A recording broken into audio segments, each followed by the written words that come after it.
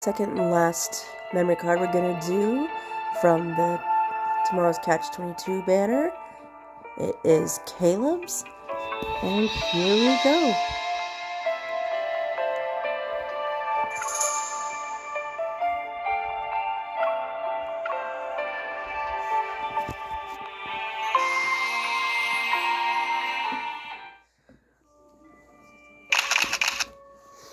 The sky is a dull gray. A plastic bag rustles in the wind and dances alone through an empty, abandoned building.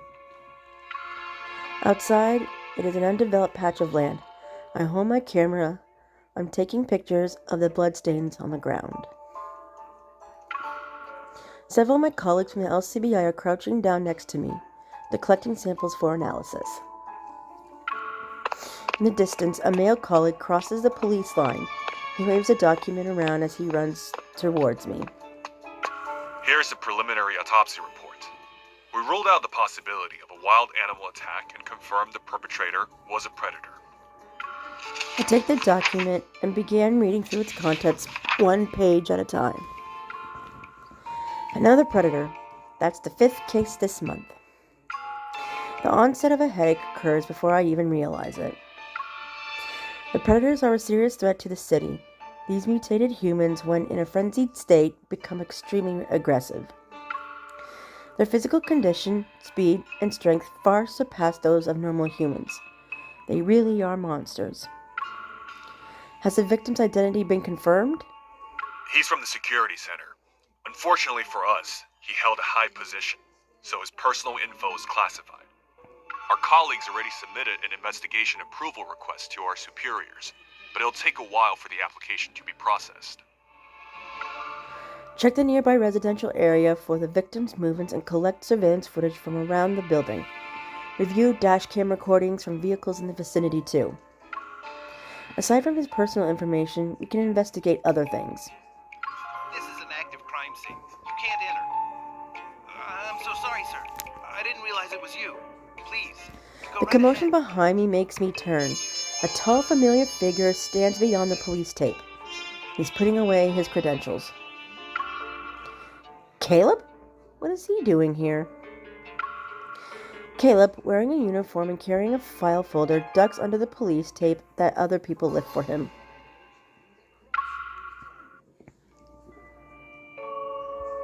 The colleagues around me recognize him. Lowering their heads to focus on their tasks, they stop talking. I heard there was another predator attack. I was in the area, so I thought I'd check in and see how everyone's doing. Mr. Councilman, I thought you were swamped with work, but you have the time to see us as we conduct our investigation. As soon as the words leave my mouth, a colleague nudges my arm and shoots me a warning glance. Their eyes scream at me to watch my tongue. The victim was a government official. It's a sensitive case. In addition, the predators have been a constant threat to our city's safety for quite some time. The government has always treated this issue with the utmost care. Let me ask a question, Enforcer. Can I get an estimate of how long it will take for the LCBI to solve this case? I raise my camera once more and try to find the perfect angle for documenting the crime scene. We're doing our best to move as quickly as possible. Is there a time limit? Is there a timeline the government is expecting us to meet? I'm wondering when a certain individual whose life has been nothing but this investigation will finally return home. I have a few more questions. Would you mind stepping aside so we can talk privately? I shoot a glare at Caleb before giving my camera to another colleague. My colleagues sigh quietly to show their sympathy. Under their watchful eyes, I remove my gloves and follow Caleb into the abandoned building.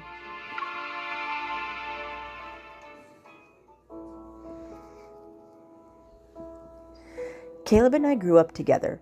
As homeless kids in the Southern District, we wandered the street and shared our hard-earned loaves of bread. We narrowly escaped death at the hands of the predators countless times. But as we grew up, our paths diverged. He became the councilman of the city, while I became an enforcer at the Lincoln City Bureau of Investigation, or LCBI. Our different career paths often put us at odds professionally speaking. To avoid any unnecessary trouble, we agreed to maintain a professional distance in public. But behind that facade, we have a close bond.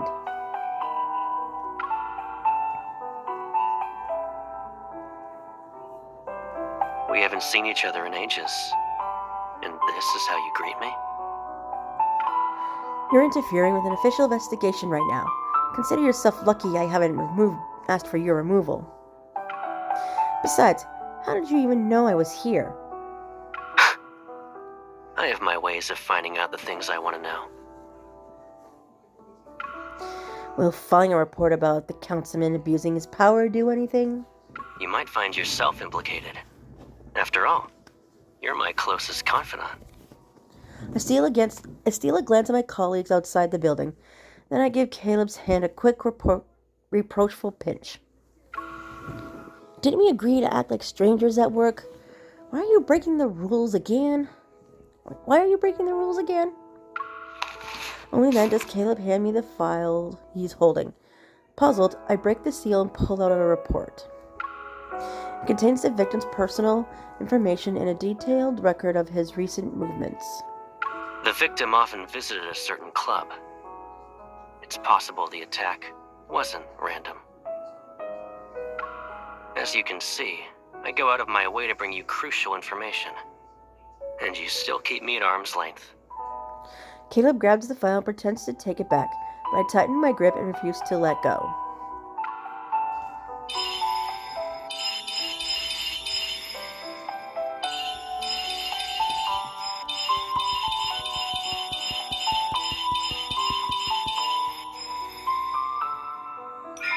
Suddenly he releases his grip on the file, grasps my arm, and pulls me toward him.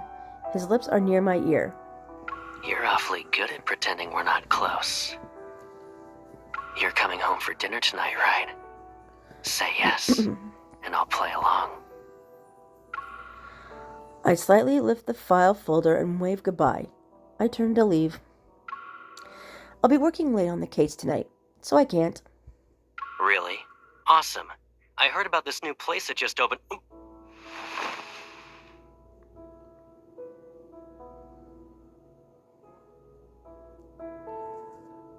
I quickly turn around and use the file folder to cover Caleb's mouth. I push him behind a concrete pillar. Caleb, you... Fine. I'll have dinner with you.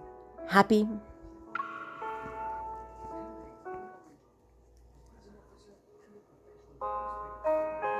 The LCBI immediately dispatched a team to investigate the club the victim frequented. To our surprise, the club turned out to be a massive black market. It sold information about the predators. Some rumors claim the club was connected to a predator of the highest rank. Using his status, he maintained control over this diverse and chaotic underground world. I put down the investigation report. My mind is already racing. Was the victim killed because he learned too much about the predators during his investigation? The predators must be scared about being exposed, so they eliminated the threat. As I look up, I see the clock on the wall. It's already late. You're still here. You must be exhausted with how you stay up late every night for this case. Lost in thought, I barely acknowledge the male colleague who's approaching me. I nod in response and gather my things. I grab my bag and head for the stairs, but he follows me. He talks insistently about what he did today.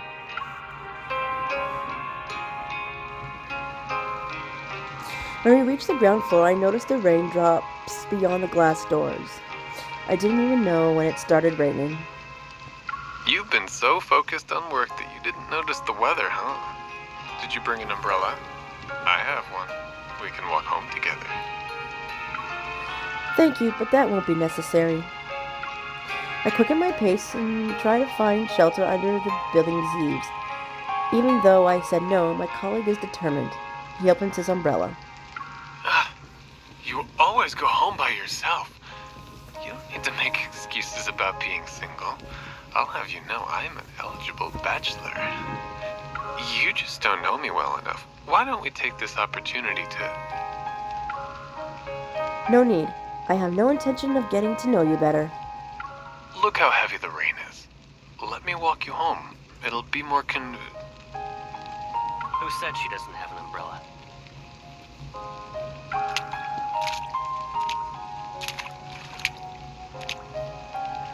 A shadow falls over me as Caleb appears. He's holding a black umbrella. Wrapping his arm around my shoulders, he stands next to me. A hint of a smile plays on his lips as he glances at my colleague before turning to me. I thought the plan was for me to pick you up. Why are you already out here? It's pouring. I don't want you to catch a cold. And this is your... My colleague's confident demeanor crumbles. He awkwardly shifts and clenches his fist. Oh, I'm sorry. I didn't know you'd be here. I was just being a polite coworker. He forces himself to smile and backs away with his umbrella. He waves goodbye. I'll be going now. Good night, you two. Sorry about that. Now that the annoying colleague is gone, I pat Caleb's arm. He raises the umbrella a little higher. I hook my arm around his, and we step out into the rain together. I said it before, didn't I? You don't need to be polite to guys like that. If you were a second late, you could have seen me show him my manners. But why did you pick me up today? You didn't even give me a heads up. When I saw it was raining, I decided to check in and see if you remembered to bring an umbrella. And the answer was nope. Besides, you're either at the LCBI building or a crime scene. If I didn't take the initiative, would we even see each other for 1 second? Feeling sheepish, I tighten my grip on Caleb's arm and lean in to whisper. Well, you can see me right now. Are you trying to sweet talk your way out of this?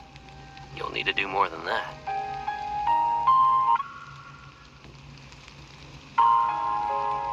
Sorry, I just had to check something. Well then, I guess I'll just walk home by myself. I reach for Caleb's umbrella and pretend to take it.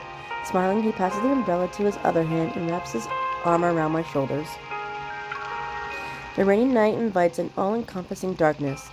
The street stretches out endlessly into the distance. Do you remember when it was raining cats and dogs in the Southern District? There were leaks in our temporary shelter, so we had to huddle under the eaves. I've never forgotten a single thing about you. We don't have to worry about getting caught in the rain now, though. Raindrops pitter-patter against the umbrella. Caleb's warm scent envelops me, and my heart begins to race.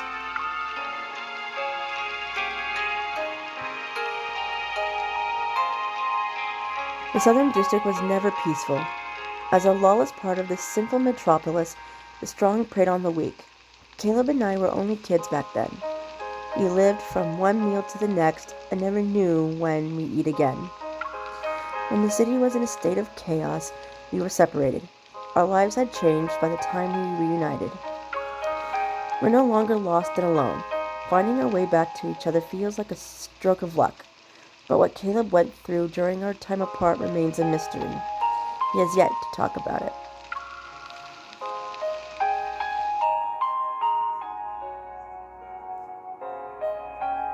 The councilman has recently attended a hearing about the provisions concerning the increased monitoring of predators and the protection of ordinary citizens. Afterward, the councilman refused to answer any questions from reporters. Many doubt his commitment to reform. As rumors about the councilman's uncompromising stance continue to spread, no one knows for sure whether he will respond to the mounting pressure from various parties. The living room TV is tuned into the evening news. This channel is known for its somewhat biased commentary on political figures. I'm curled up on the sofa with a plate full of fruit. I'm curled up on the sofa with a plate of fruit. I can hear the shower being turned off from the bathroom.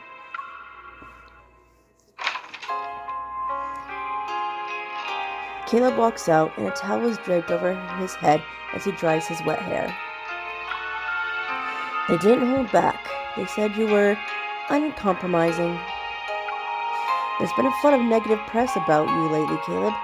You haven't ruffled the feathers of important birds, right? He walks over to the coffee table and pours a glass of water. He silently turns his head and meets my gaze. His mouth curls into a faint smile.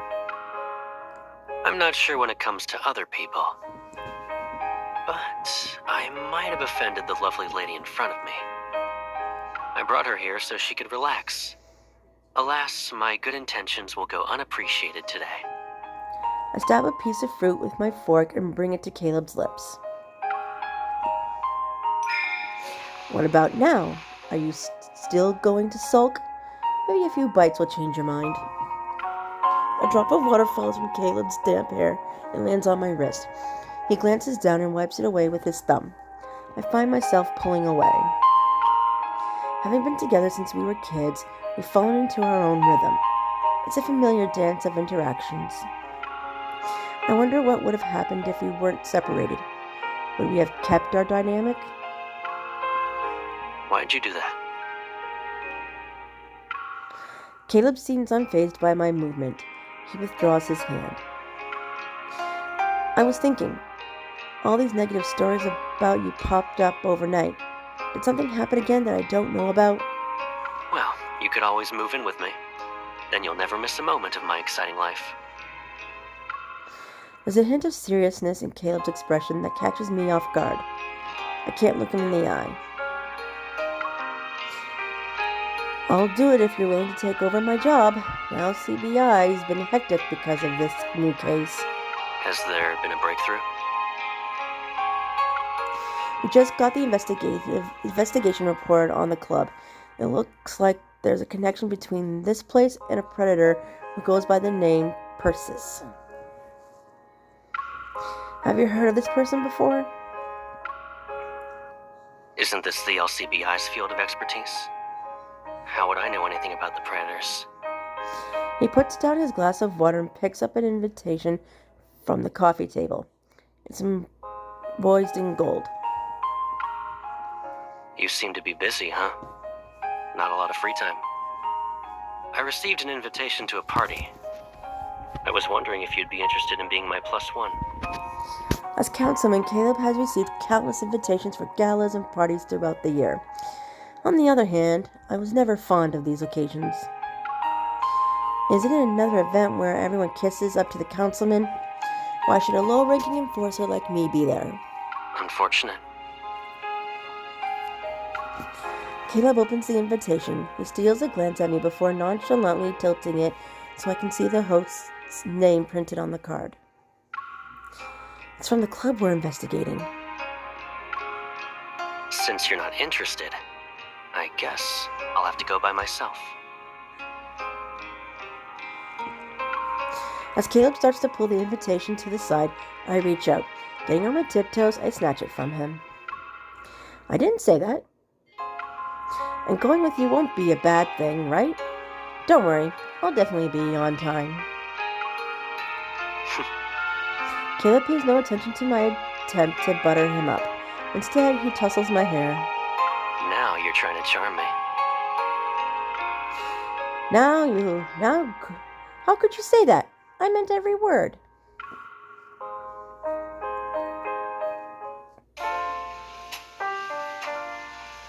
Perfectly arranged, vibrant flowers surround an intricately carved fountain. Lush sculpted shrubs flank the sides to add to the garden's meticulous beauty. Elegantly dressed guests mingle in the garden. They pluck champagne glasses and hors d'oeuvres from the trays of passing waiters.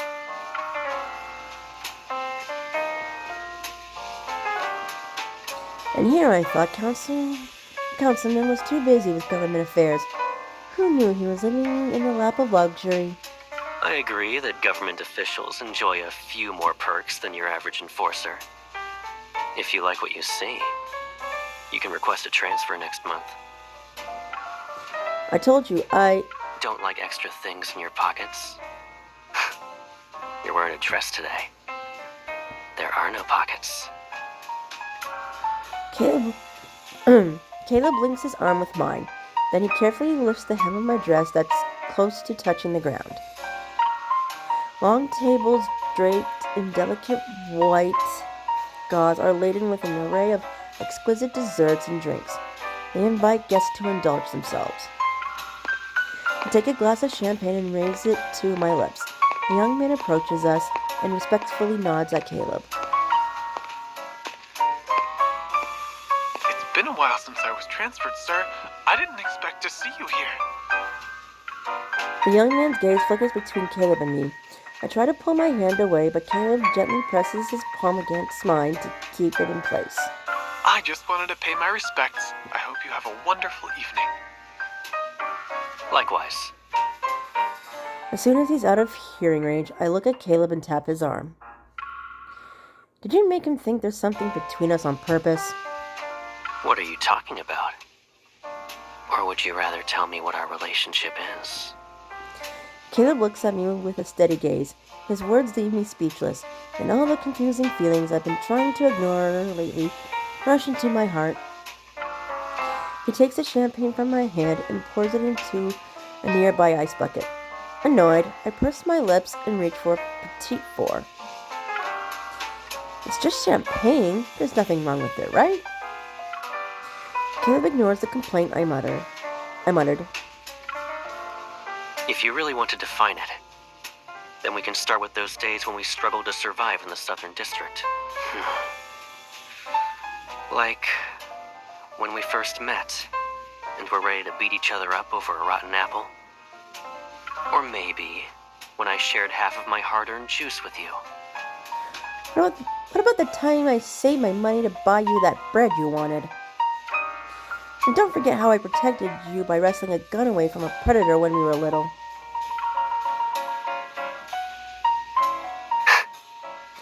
Caleb reaches out and taps my nose. I blink. Okay. You have the best memory in all of Lincoln. Feel free to try anything that catches your eye. Except the alcohol, of course. I need to go out and socialize for a bit.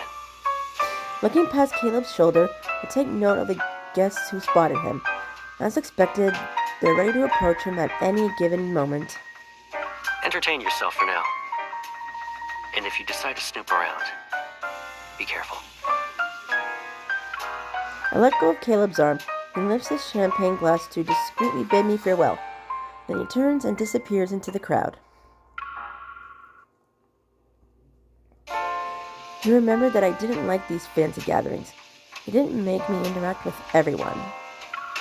I make my way to the dining area and sit down. As I nibble on some petite fours, I scan my surroundings and take in everything. All the waiters emerge from the other side of the garden. My gaze is drawn to the grand, castle-like structure that looms in the distance. There might be some valuable intel inside. I pop the last petite four into my mouth and get up. While no one's watching, I walk over to that building.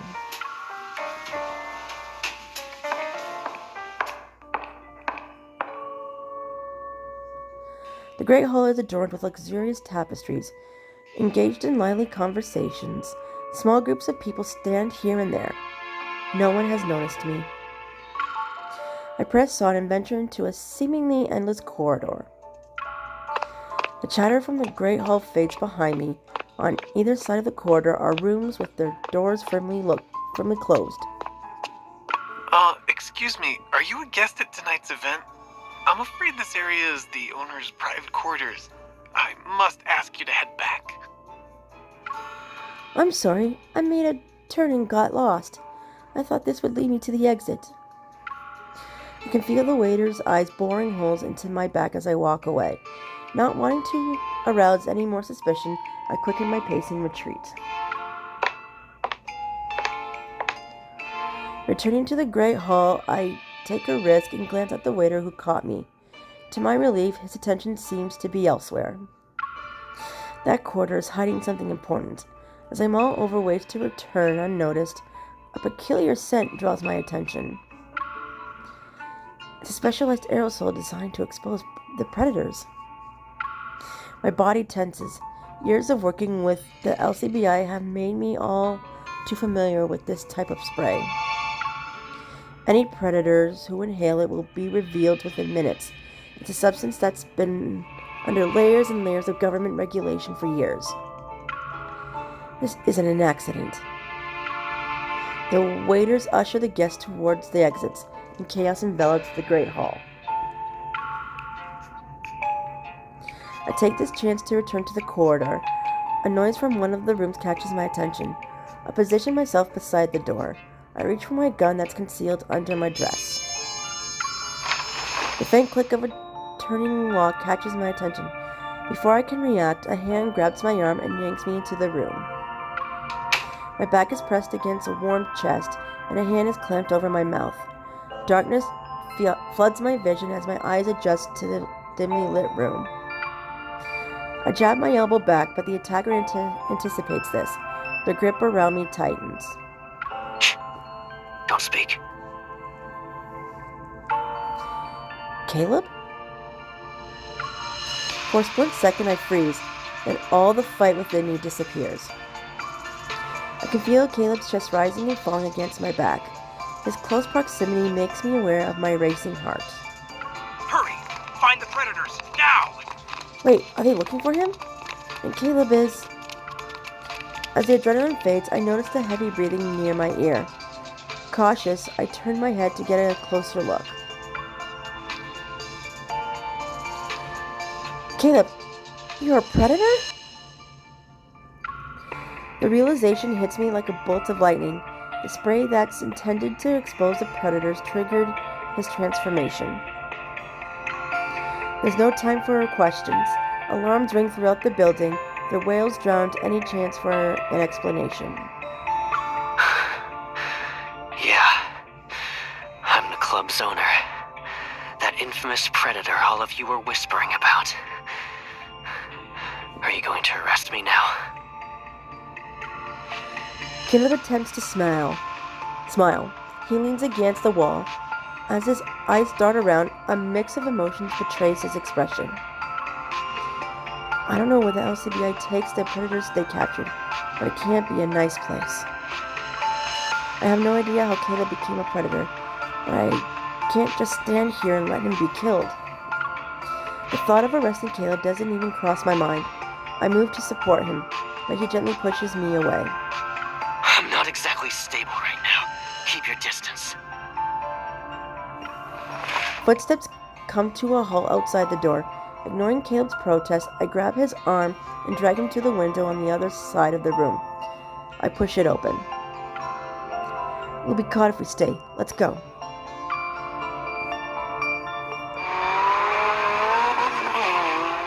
The SUV races down the road like an arrow that was shot from a bow. Driving the car, I only allow myself to breathe when the club is behind us. And here I thought you were gonna slap cuffs on me. Who knew enforcers could play favorites? You probably know what they do to the predators better than me. How could I ever hand you over to them? I gulp. I'm torn between the anger at his secrecy and the pain that he thought I'd actually turn him in. Don't lie to me. I want the truth, and I want it now. How did you become a predator? In the back seat, Caleb leans against the door, his hand resting on it. I glance at the rearview mirror and see his expression become more somber.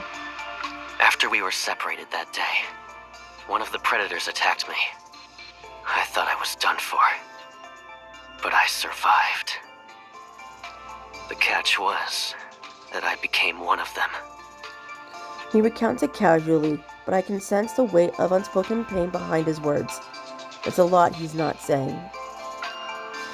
My hands tighten on the steering wheel, and a storm of emotions churns inside me. And this isn't the first time you lost control.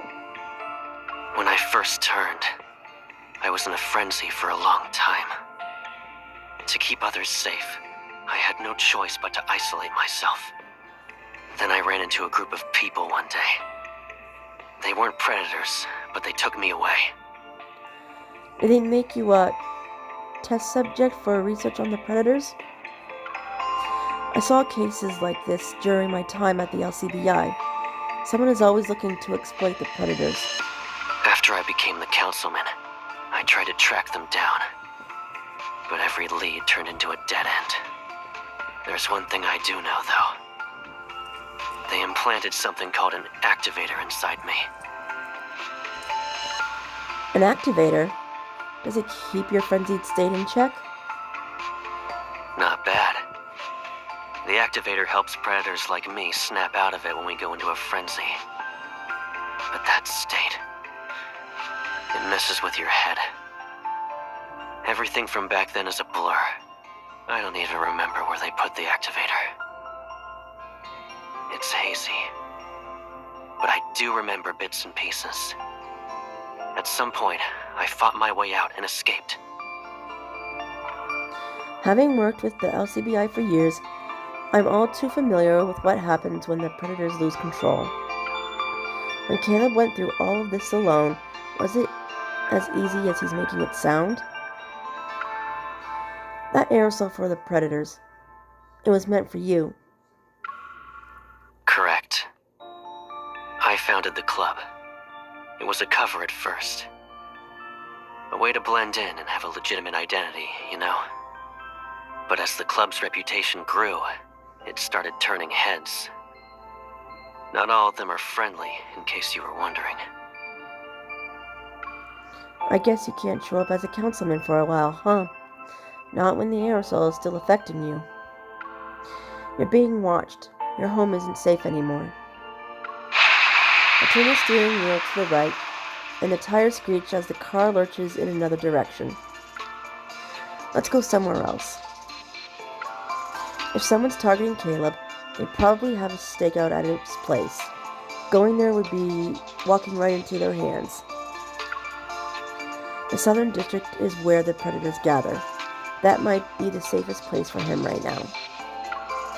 It's also where we grew up.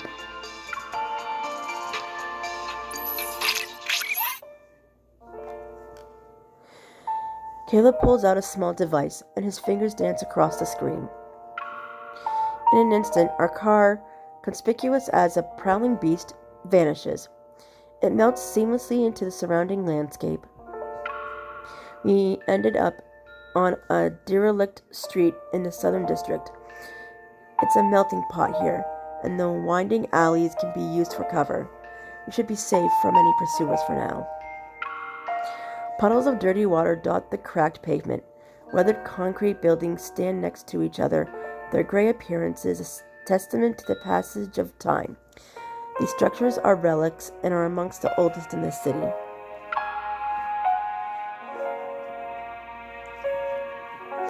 Caleb offers his hand. I take it. With a small hop, we move past the small puddle together. It's been years since we set foot in this place.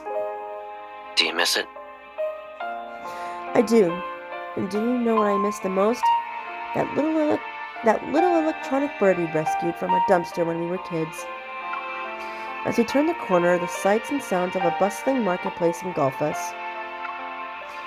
I used one as my alarm clock, and every morning you'd grumble about how noisy it was. You threatened to throw it away, but you never did. You think I couldn't part with that noisy bird? I just couldn't bear to see someone in tears. I wouldn't have minded. After all, I knew someone would be there to comfort me. This street is far from ordinary. You can find daily necessities along with all manners of contraband here. Photon bombs, pulse rifles, and signal jammers for sale. We've been gone for a few years. Now look at this place. They threw caution to the wind. All I remember was someone confusing a real gun for a fake. Then she tried to rob me. I mean, it worked. He was scared out of his wits. Look over there. They're actually selling predators like merchandise. They even have price tags. I guess I should consider myself lucky I wasn't put up for sale back then. I would have tried to find you and come back to this place 1,000 times if I had to. Assuming you were sold, I'd find a way to see you again. I would have rescued you and made sure you were free. Caleb tightens his grip on my hand. Freedom isn't everything to me. Being with you is what matters. After we got separated, I tried to find you. Even if you didn't say it, I know you looked for me. I was also trying to find you. Caleb gives me a long, meaningful look.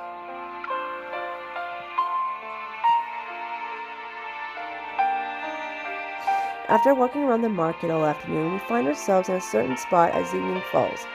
As always, the streets are bathed in a familiar glow of the sunset. At the end of the street stands an abandoned watchtower, its spire partially in the way of the setting sun. Is it just me, or did this tower look much taller when we were kids? Caleb turns to look at me, and he playfully raises his hand to measure my height. I think it's because you've gotten taller. You're practically a giant compared to back then. The same can be said about you. Thanks for the random compliment.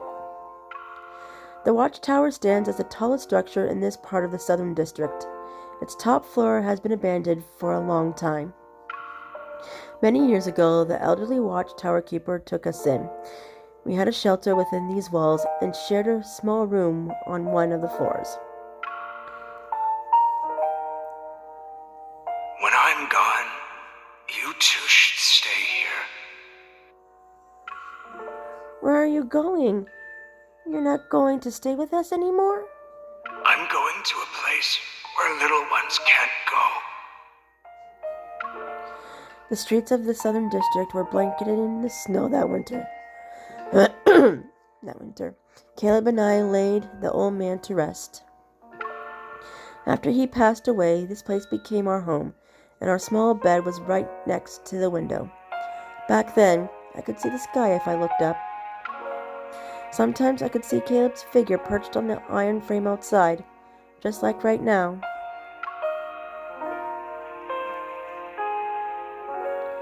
Whenever I saw you sitting here all by yourself, I was scared.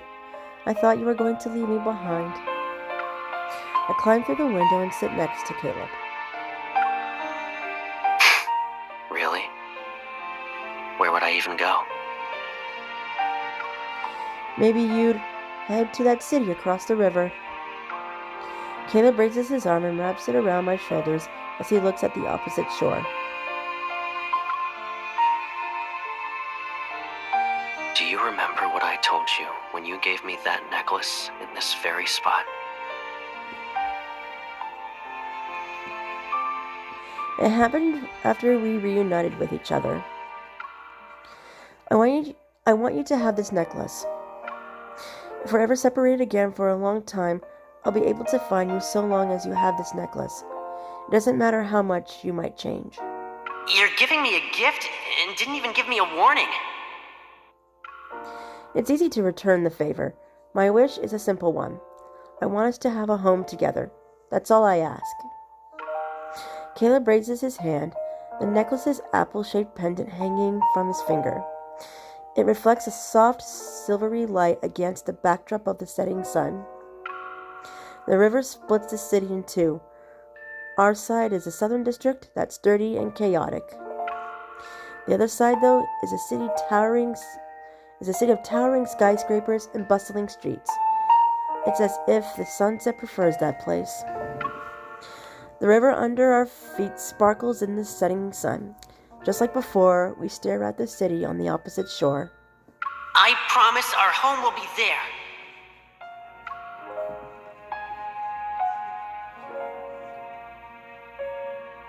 I promise our home will be there. Even though he's talking about the city across the river, Caleb's gaze is fixated on me. It shimmers like the water's surface and reflects emotions in their depths. I appreciate the sentiment, but you can't go back to your own place. What will you do now? I think I'll just disappear for a while. Let's see what my pursuers do.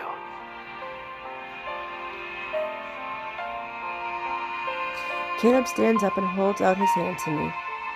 Do you want to check it out? Isn't it old and abandoned? Maybe a kind soul stopped by and spruced it up.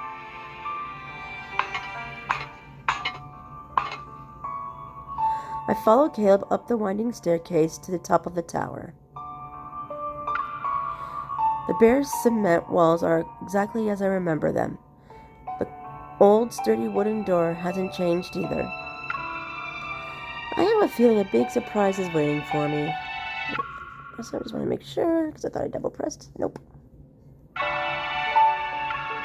Caleb just smiles and nods towards the door. He silently urges me to open it. Confused yet curious, I do just that. I'm stunned. The interior has been completely transformed, and the top floor has been divided into several fully furnished rooms. I stop in my tracks. With widened eyes, I turn to Caleb. When did you turn the watchtower into this? You weren't the only one who missed this place. It really feels like a home now. I approach the nearest room and reach for the doorknob. Before I can turn it, Caleb's hand covers mine. He's standing right behind me, and his face is close to my ear as he leans in. This room isn't quite finished yet. We'll save it for another time. I turn my head and study his expression. It's your secret base, isn't it? Sometimes secrets are nothing more than the burdens we carry. And right now, my biggest secret is trying to figure out how to decorate this room. Caleb's honesty is disarming. I decided to let go of my suspicions. Why don't we do a trade? I'll show you something I know you'll like instead. Caleb takes a step back and picks up a small tablet from a nearby cabinet. His fingers dance across the screen. A soft whirring catches my attention, and my eyes try to look for the source of the sound. At the far end of the room, a hidden door slides open. Lights flicker on to reveal an arsenal of weapons. At the back, a sleek new aircraft gleams on a launch pad. It's ready to take to the skies at a moment's notice. Caleb, you've been way too busy behind my back. My fingers trace the sleek lines of a new pistol. It's the one I requested from the LCBI, but I never received it. I think you're upset because I didn't tell you I had your dream gun. I can see the saliva dripping out of your mouth. Didn't you say I would like this place? I should act excited then. I wouldn't want to disappoint you. In one swift motion, I point the gun at Caleb's forehead. He doesn't even flinch. He smiles and crosses his arms. I can't even scare you anymore. Lame. I toss the gun back to Caleb. Who says I was scared? Maybe I was just playing along the whole time. Caleb, you're terrible.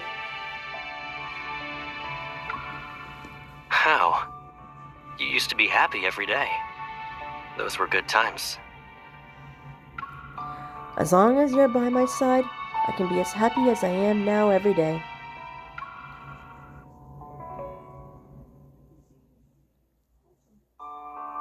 Caleb has moved into the watchtower, and I've temporarily relocated there as well. The LCBI's crackdown on the club led to the arrest of several predators. They also quickly identified the true culprit behind the murder. During the day, I continue with my usual work while secretly investigating and researching ways to help the predators quickly recover from their frenzied state. At night, I return to the secret base where Caleb waits. His sudden disappearance has thrown the outside world into chaos.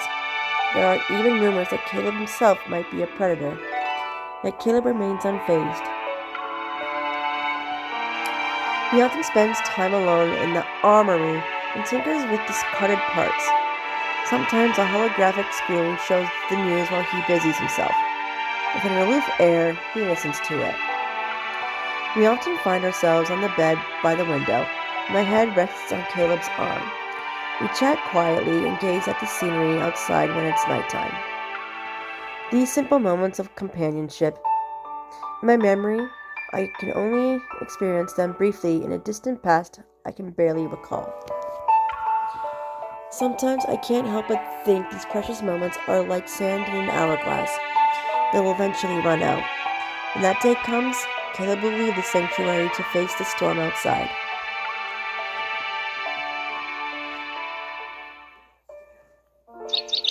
In that hazy state between sleep and being conscious, I hear birds chirping. Their cries drift from somewhere beyond the edges of my fading dream. As the warmth beneath my fingertips becomes more pronounced, I open my eyes. Caleb's sleeping face is just centimeters away from mine.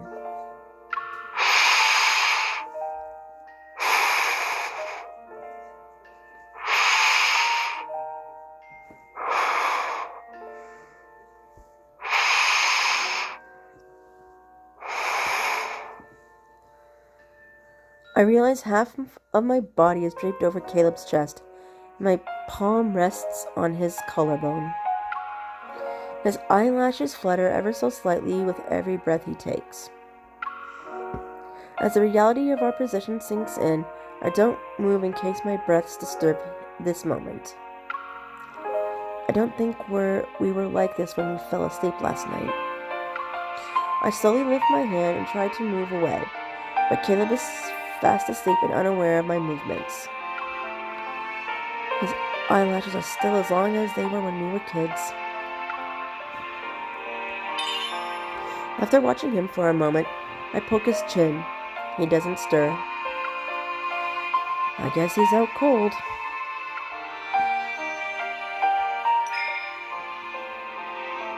I decide to be a little bit more mischievous and tickle him. I finally get a reaction. He stirs, wrapping his arm around me as he rolls over. His chin rests on the top of my head. It's as if he's about to wake up. I quickly close my eyes and pretend to be asleep. A moment passes before Caleb embraces me more tightly. He strokes the back of my head. You wake me up only to pretend you're asleep? I didn't wake you up. It was the birds. Birds aren't that mischievous. I try to cover Caleb's mouth with my hand, but he just softly laughs.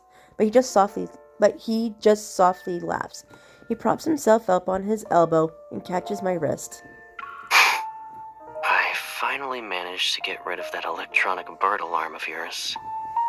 And now you've decided to wake me up every morning? So you still have a grudge against my bird alarm. It wasn't that bad. Our faces are so close that our noses are almost touching. His breath is warm against my cheek, and in the soft morning light, I can see his fine, delicate hair. Something in the air seems to shift. I acknowledge it, but I don't think about it. Instead, I close my eyes for a moment. I can hear a heart racing, but I'm not sure if it's his or mine. Caleb traces a path down my palm, and I notice how his gaze settles on my lips. Will he move closer?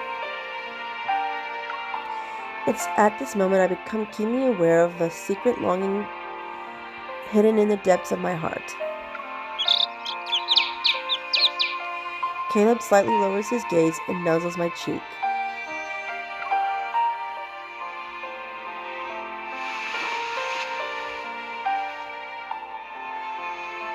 I hold my breath, but he only reveals a slight smile before quickly rolling over and burying his face in the pillow. You know, I miss that electronic bird. At least it had an off switch. Understanding what he's implying, I blush. I turn on my side and playfully poke his back.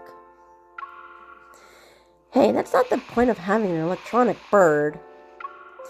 If small animals suddenly start to make a fuss, that could mean something's off. Should we head up to the rooftop and check it out?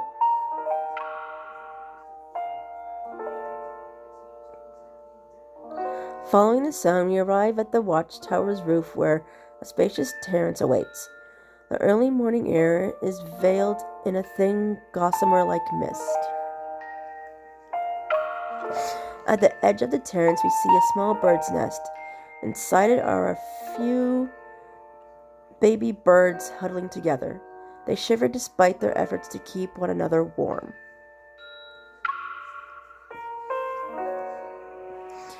Their mother isn't around. I crouch down and gently wrap my shawl around the edge of the nest. Once winter ends, they'll be adults. They'll leave their nest one day and fly off to new places.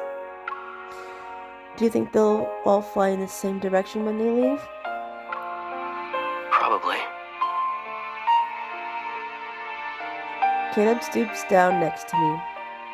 Are you cold?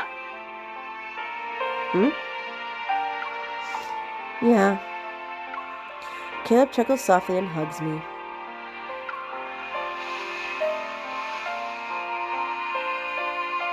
Even if they're separated for a long time, they'll reunite because they choose to remain by each other's side. Then they'll never leave each other in the future? No matter where they're headed, they'll always fly together. After all, there will always be one bird in this world who stands out from the rest. She's special. She'll be your one and only choice. My eyes are looking at the baby birds in the nest, but my mind is thinking about something else. I wonder, when Caleb will leave this place? I'll have to head back soon. During our time in the watchtower, I knew Caleb has always kept an eye on the events from the outside world. Maybe someone is secretly sending him messages through the news broadcasts, or he has other ways of staying informed. He's not the kind of bird that would make a permanent nest in a place like this. My body tenses, but I force myself to smile and appear nonchalant. A lot of people are looking for you. They must be losing their minds right now. Everything will be resolved soon. Light spills across the river and bathes the rooftop in a golden glow.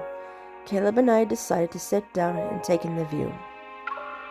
I rest my head on his shoulder, and a heaviness settles in my chest. It's time. Caleb must leave this place. I try to reassure myself that it's not too bad. After all, Caleb promised he'd always be there for me.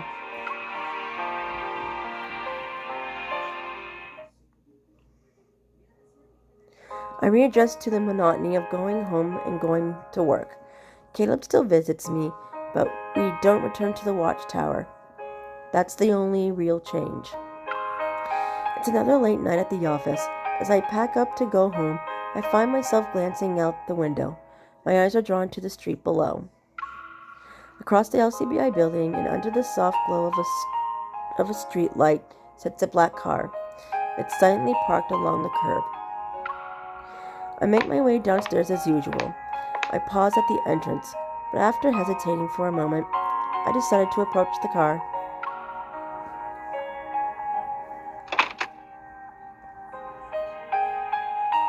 I open the door.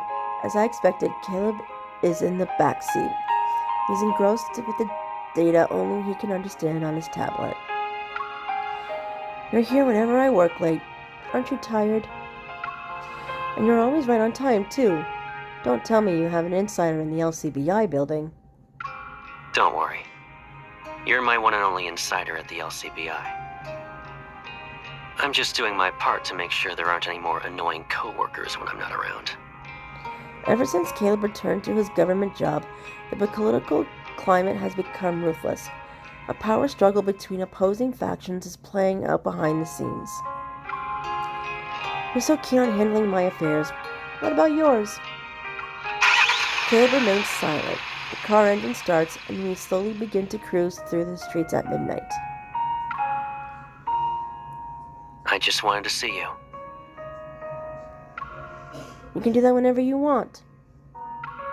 The people behind the aerosol attack at the club are trying to take me down. They'll stop at nothing to seize power. I'm completely in the dark about your plans and what you're going through, Caleb. If only... Do you want us to keep living like this? Caleb cuts me off. As we drive, the street lights flicker. His profile shifts between light and shadow. You already know my wish. Our little chess game has reached the final round. But you'll keep facing new threats because of them, right? Answer me, Caleb. Yes.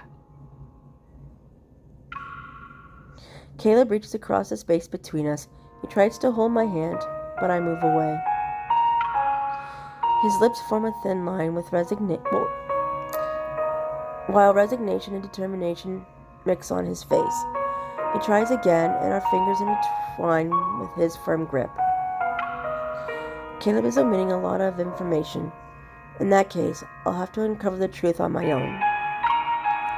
With all those weapons in Caleb's base at the watchtower, maybe there's more to it than meets the eye.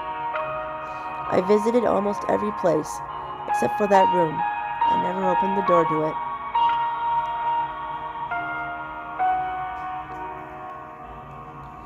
It's been a while since I set foot in the watchtower. Everything is exactly where we left it. For a split second, I have this absurd notion that if I push open the door, Caleb will be waiting for me. I approach the room he never let me enter. I only want to see if the door is locked, but to my surprise, it opens. As soon as I look inside, I freeze. One of the walls is covered in a wide array of screens for surveillance cameras. I recognize several of the locations on the display. The street outside the CBI building, the office, and this blinking red dot is my current location. No wonder Caleb always knew where I was. How long has this room been here? Why is he doing all this surveillance anyway?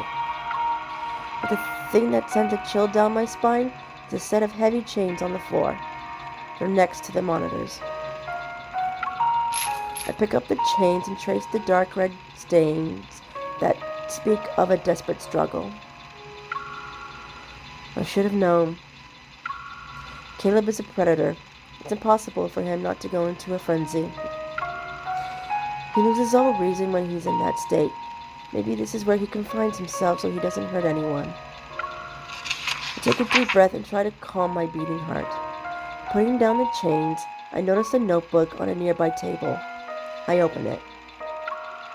The first words on the page make my breath hitch. Long time no see. The entry date is from several years ago. This was written before I reunited with Caleb. My heart pounds in my chest as I flip to the next page. The LCBI is always busy. She's working late every night. Another late night snack. She must really like this place. I quickly flip through several pages. Is she still looking for me? Or did she forget about me? Now that she's surrounded by other people. I return to the watchtower today. After I recover from the initial shock, complex emotions wash over me. I close the notebook and dial Caleb's number.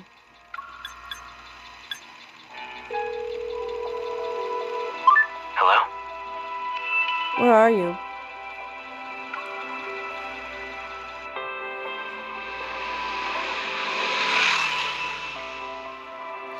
The streets are eerily quiet in the dead of night. I ride my motorcycle to Caleb's apartment. I run my thumb over the notebook's cover one last time before knocking on Caleb's door.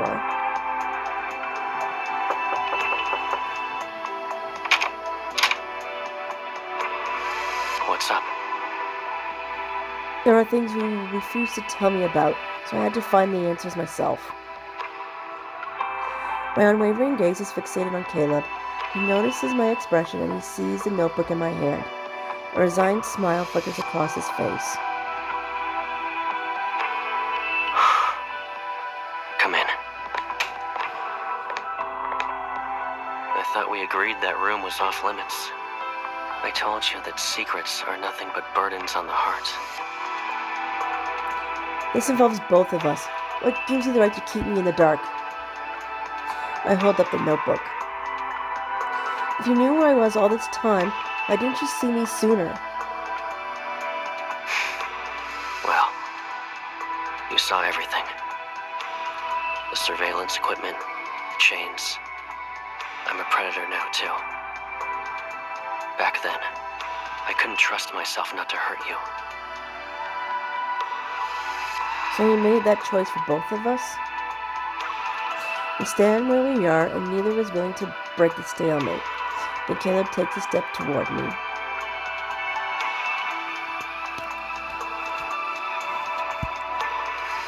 Both of us know this city has no safe haven for the predators. To be with you again, I need to secure an unassailable identity. My plan is almost done, but I need to be in the crosshairs. I can't risk dragging you into it. That's why I needed to disappear for a while. Huh? Even if they are separated for a long time, they'll reunite because they chose to remain by each other's side. No matter where they're headed, they'll always fly together. Who should I believe? The Caleb who made those promises, or the Caleb standing in front of me? Pipsqueak. I take a step back, but Caleb takes my hand. Everything you saw was my doing. But I have to ask. Will you leave me? Is my answer that important to you? It means everything to me. And stop doing things that will drive me away. Promise me that you'll stay safe. I promise I'll stay safe. I gently wrap my arms around Caleb. Caleb, it's not that I'm any good at waiting. I just trust your judgment. So don't keep me waiting too long.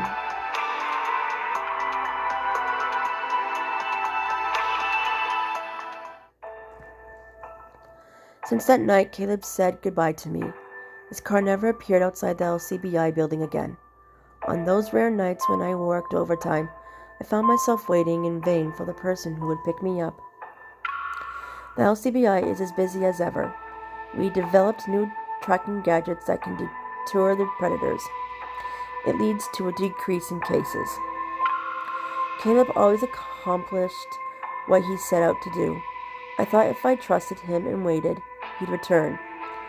Then, a news report shakes all of Lincoln. The long-absent councilman is confirmed to be a highly dangerous predator, and he's already been assassinated. Rumors circulate through every shadowy corner of the city, and yet I have no way of contacting the person in the eye of the storm. But I won't let him disappear from my life.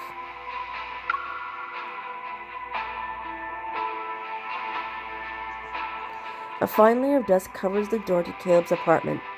No one has been to this place in quite some time. I know the passcode. When I open the door, I'm greeted by silence and a floor with items strewn about. As I step into the room, my foot brushes against a bullet casing. Papers are on the sofa and floor. A bullet is lodged in the wall, and the once pristine white surface is marred with bloodstains. It can't be. Caleb's a predator. He wouldn't go down that easily. He must be at the watchtower. If Caleb is injured or in a frenzy, he'd go there.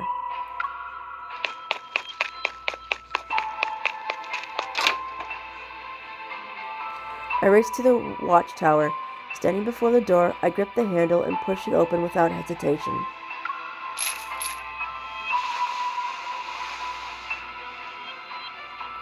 The rattling of chains echoes throughout the room. In front of the screens, Caleb is immobilized by several chains. He slowly raises his head. The muzzle gleams with a silvery sheen of the screen's dim light. I haven't seen Caleb's eyes this sharp before. He's injured, and despite the predators having extraordinary healing abilities, traces of blood still stain his arm. You figured out what happened, didn't you? So why are you here? You're the last person who should be in front of me right now.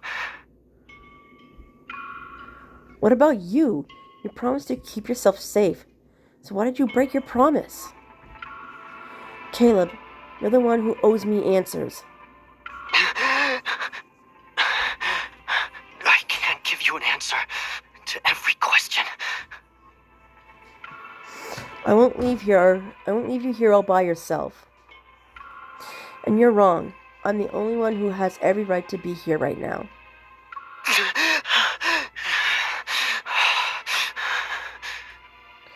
Caleb struggles before me.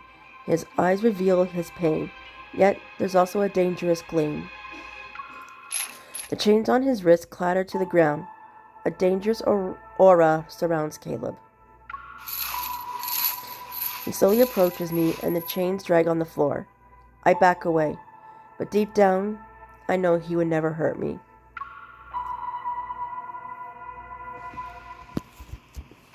Since you chose to enter this room, leaving is no longer an option.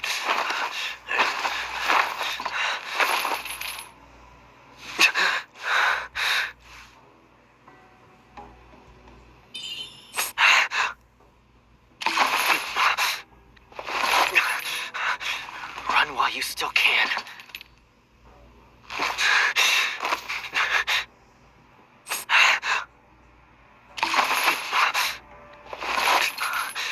I told you to stay away from me.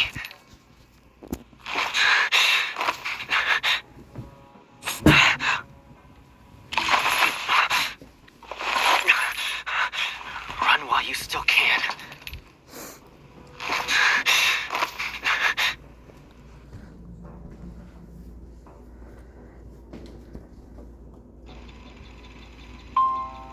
As soon as Caleb's teeth sink into my neck, the world around me starts to blur.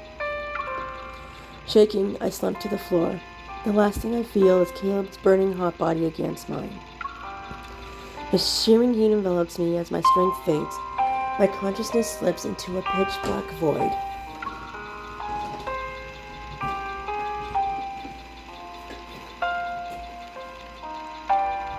A sharp pain in my neck jolts me from my stupor. When I come to my senses, I see the flickering light of a screen. Someone's arms are tightly wrapped around me. Caleb.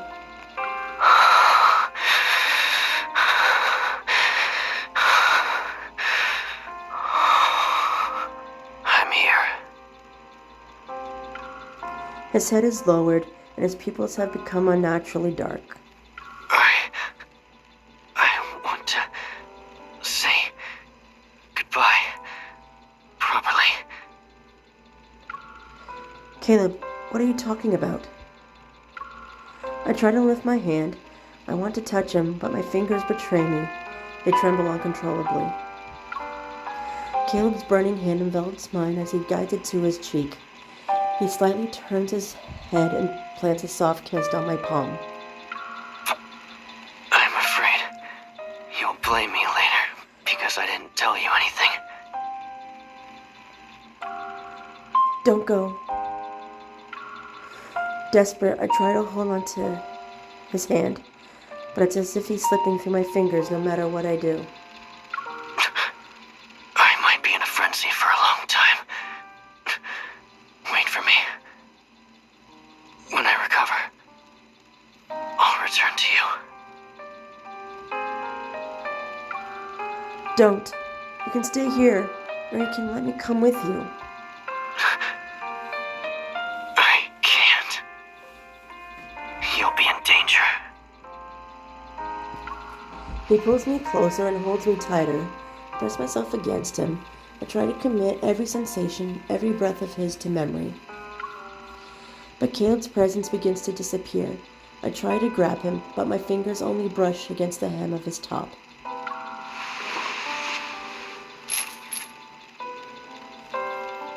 Rest. When you wake up, it will all be over. As long as you're here, I'll find my way back to you. Don't. Caleb, don't leave me. Please. Wait for me. All I can hear now is Caleb's heartbeat, and then it slowly fades into the distance. The door closes with a soft click. He's gone. The world around me becomes a pitch-black void. I fall once more into the depths of unconsciousness.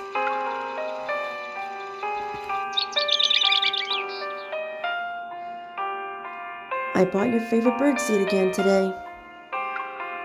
The tiny fledglings have grown up. They're now crowding around the edge of the nest. Each of them wants to be the first one to snatch the food from my hand. Calm down, you guys aren't starving. After distributing the food, I sit down on the rooftop. The early morning light is gentle. It filters through the clouds and mist to spread across the river below. In moments like these, I often imagine another presence. Perhaps that ghost of a companion is sitting close to me, or even embracing me. Caleb, where are you now? When will you come back to me?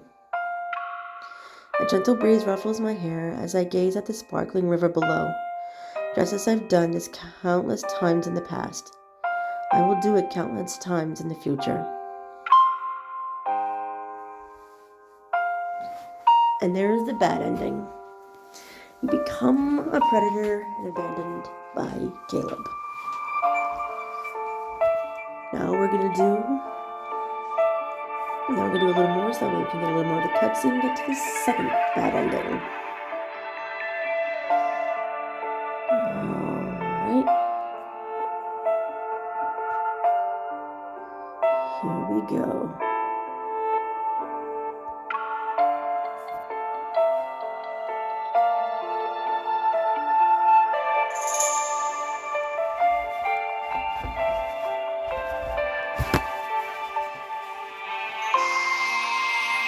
Sorry for the small pause there. Gotta do something.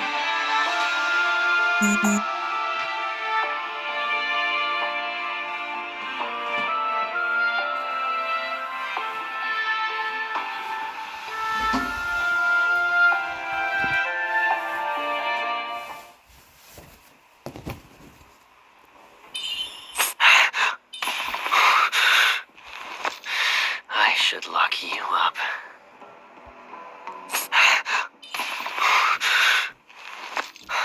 I said stay away.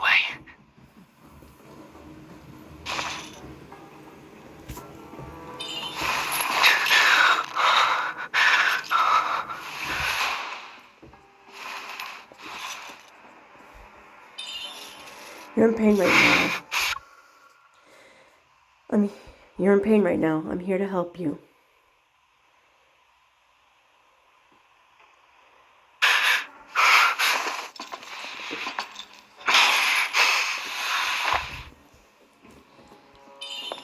This calms Caleb down to some extent. I need to find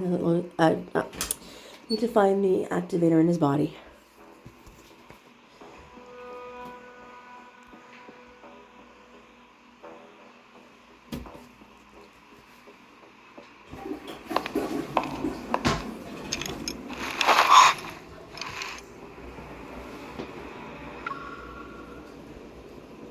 So I'm just trying to see if I missed anything. This necklace I gave you, you're still wearing it? What are you doing?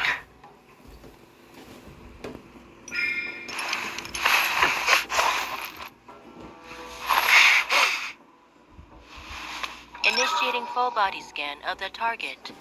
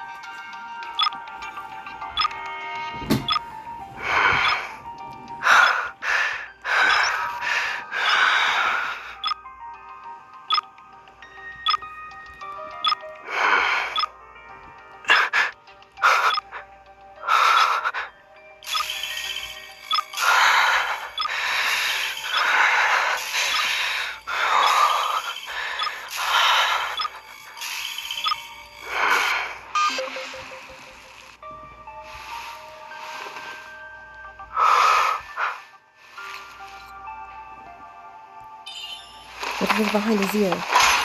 You approached me first. You walked right into my trap.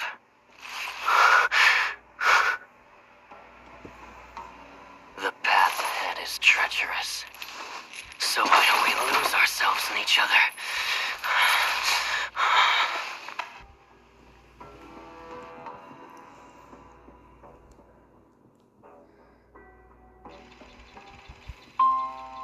As soon as Caleb's teeth sink into my neck, the world around me starts to blur.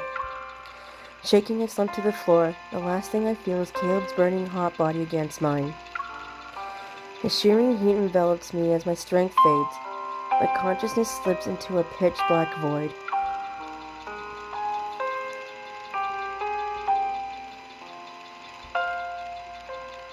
A sharp pain in my neck jolts me from my stupor. When I come to my senses, I see the flickering light of a screen. Someone's arms are tightly wrapped around me. Caleb.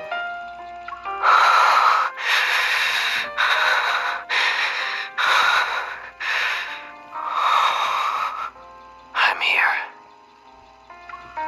His head is lowered and his pupils have become unnaturally dark. I want to say goodbye properly. Caleb, what are you talking about? I try to lift my hand. I want to touch him, but my fingers betray me. They tremble uncontrollably. Caleb's burning hand envelops mine as he guides it to his cheek. He slightly turns his head and plants a soft kiss on my palm. I'm afraid you'll blame me later because I didn't tell you anything. Don't go. Desperate, I try to hold onto his hand, but it's as if he's slipping through my fingers no matter what I do. I might be in a frenzy for a long time. Wait for me. When I recover, I'll return to you. Don't. You can stay here, or you can let me come with you. I can't. You'll be in danger. He pulls me closer and holds me tighter. I press myself against him. I try to commit every sensation, every breath of his, to memory. But Caleb's presence begins to disappear. I try to grab him, but my fingers only brush against the hem of his top.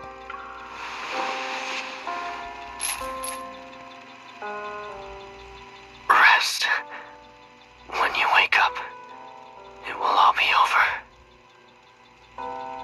As long as you're here, I'll find my way back to you.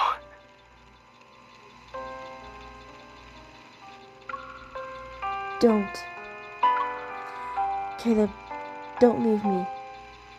Please.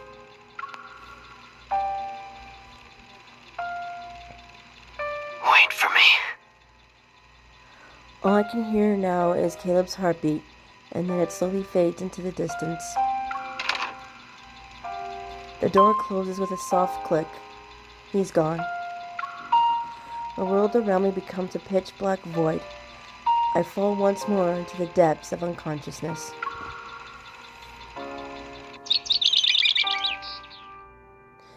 I bought your favorite birdseed again today. The tiny fledglings have grown up. They're now crowding around the edge of the nest.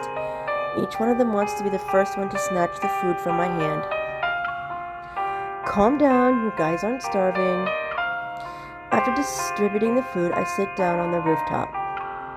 The early morning light is gentle. It filters through the clouds and mist to spread across the river below. In moments like these, I often imagine another presence. Perhaps that ghost of a companion is sitting close to me, or even embracing me. Caleb, where are you now? When will you come back to me? A gentle breeze ruffles my hair as I gaze at the sparkling river below. Just as I've done this countless times in the past, I will do it countless times in the future. Now we will do the good ending.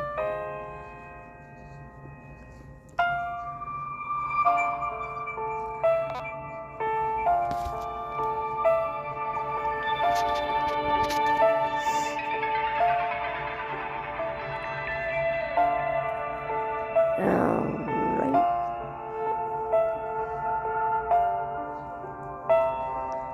Let's go.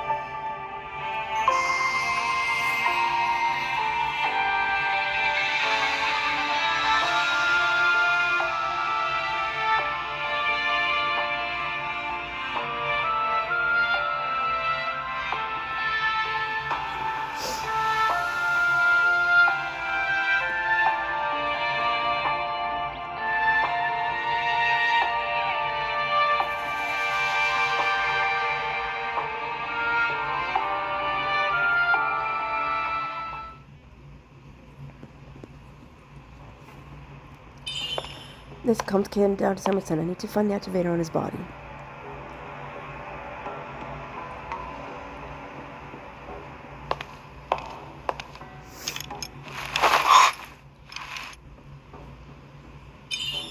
The necklace I gave you, you're still wearing it? What are you doing?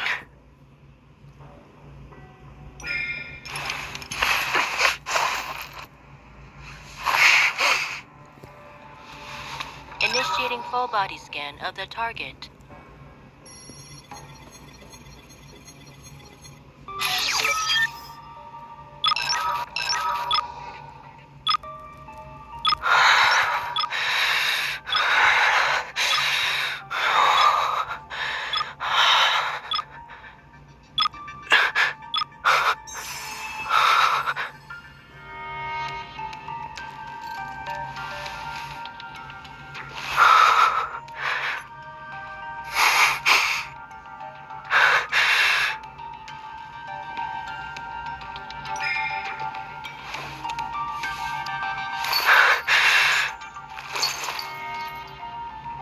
Am I a plaything to you?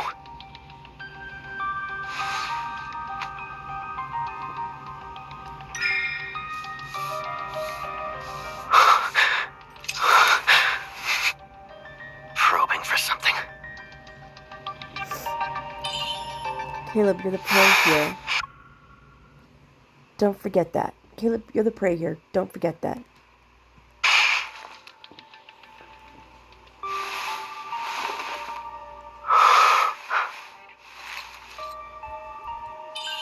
What leaves behind his ear?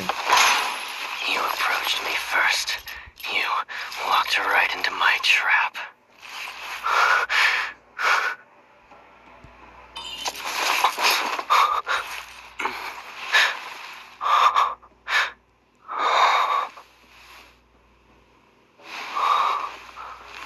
Are you doing this out of pity? Then, when this night is over, will you stay with me?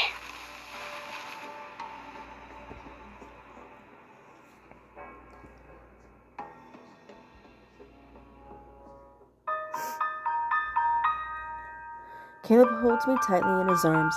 I wrap my arms around his back, and my hands slowly trace patterns along his spine. We stay like this for what feels like an eternity.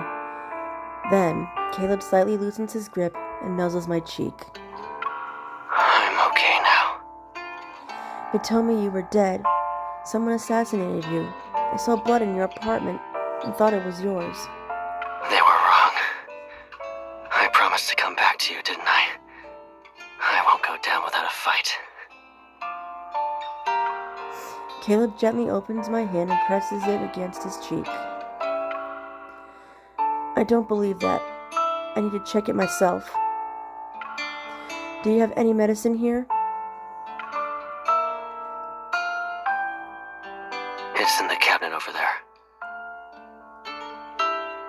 I get up and retrieve the first aid kit. Then I sit down next to Caleb. His body is marked with several bloody scabs from the chains. As I carefully remove them, I apply medicine to each wound. Don't neglect your injuries just because you're a predator. You care about me, and that's more than enough. Caleb hasn't fully recovered. His head slightly droops to show his weakened state. As I finish treating his wounds, I get up to return the first aid kit to the cabinet. Caleb grabs my arms, and I lose my balance. I tumble into his embrace. There's so much I need to tell you. Caleb, I'm not going anywhere. I have all the time in the world. Back then, I used to love being alone in this room. Caleb holds me close as he lifts his head. He stares at the screens that line the wall, and his gaze lingers on them. I always wondered what you were doing and what you were thinking. I questioned why you went to certain places, who you hung out with. And I was worried. If you ever found out how I kept an eye on everything you did for all those years, would you leave me without a second thought? His gaze shifts back to me. The calm surface of his eyes failed to hide the tempest of emotions underneath. Wherever you want us to go, whatever you want us to do, I'll be there. No questions asked. So instead of watching me from afar, why don't you experience life by my side? From now on, I'll be by your side every day. Caleb's gaze softens. He buries his head in my shoulder as if he's seeking the certainty of warmth in my embrace. I already dealt with the assassin who came after me this time. I'll track down all of his accomplices. It's not about sending a message, you know. I won't let any of those insurgents slip through my fingers. And once we leave this room, I'll make your wish come true. The home I want is the one where we're together. If you leave me behind again, I'll lock you up in here myself. Do whatever you want with me. But let me rest in your arms for now.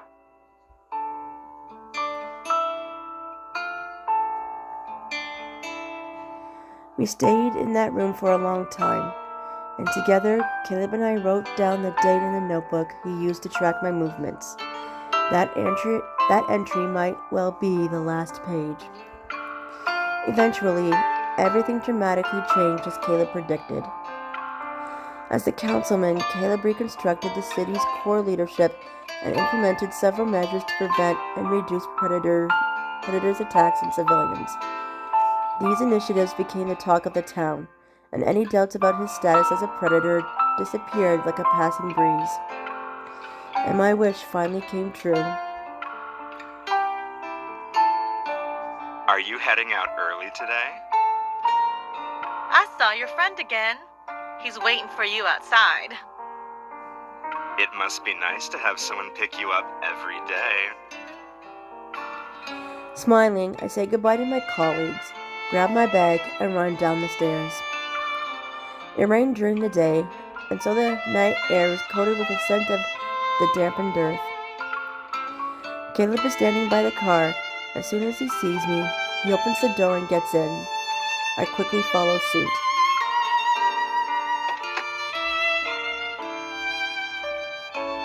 You got off work early, Mr. Councilman.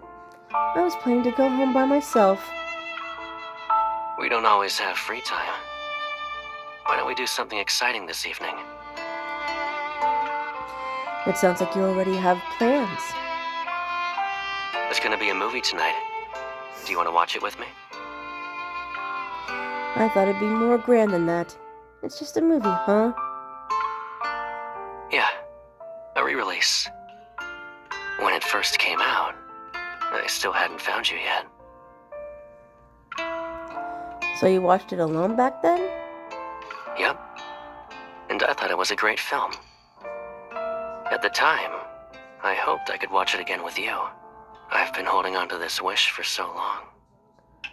Won't you help me make it come true? It's not like I said no. As we stop at a red light, I gently pat Caleb's hand. In response, he takes mine and tightly holds it.